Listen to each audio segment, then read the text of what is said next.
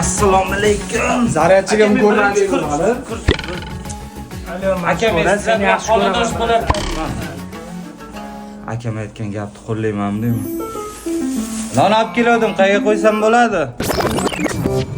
Telefon qo'y. Endi siz bilan xonadosh bo'lar ekansiz-da. Ano, men qayerga joylashaman? Yo'q. Noying otdim. Tur bu, ko'rpachadan joy olasiz. Ano, 4 ta kompot ham olib keldim, qayerga qo'yay? Kompot? Mani joyimni bo'shatinglar, divanda o'tasiz do'stimlar. Divanda yo'qmi? Ha, ona xavotir olmang, joylashdim. Ovqat yeb oldingmi, bolam? Berib yuborgan narsalaringizdan yeb olaman, xoh. Nima deysan? Ha. Do'konga chiqaman, do'kondan narsa olib yeyman deyman. Onaning ko'ngli dalada. Biratishga tur. Nimaga? Kompot tugadi. Nonim bor-ku. Ha, noning bor. Bo'pti, ko'rpachaga o'tib ol tur. Birinchi kursga nimaga ovqat qilmayman?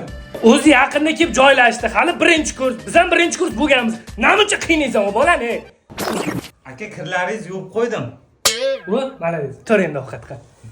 Unaqa emasdi. Non bo'ldi. Ha, birinchi kurs. Tur ko'rpachada. Nimaga? Noning tugadi. Pulim bor-ku. Ha, puling bormi? Bo'lsa gilamda yot. Ukam, o'qish kerak. O'qigan odam xor bo'lmaydi. Mana Toshkentga kelib maza qilib yuribman, ko'rib turibsan. O'qi ukam. Nimaga kechqurun ishlaysiz? Ertalab uyalaman jinni. Turayman joyimda.